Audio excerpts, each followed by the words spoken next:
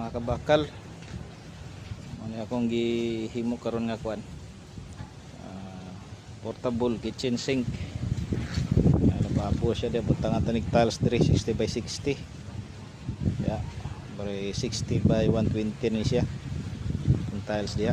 So naputay tiles diri sa babaw, naputay butang diha. So gamit itong materialis ni mga kabakal, kuan ra, 2x2 o 1x1. So naputay gamay kuan ra, duha ra ka kuan botol nga 1x2. So butang-butang salog dira,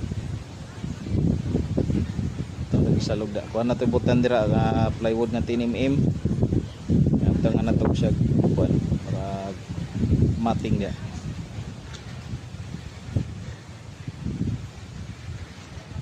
So ano ni siya, so ato ang sink, mahalon ni siya, mahalon primer. Anong palit ani 1850 aning sink.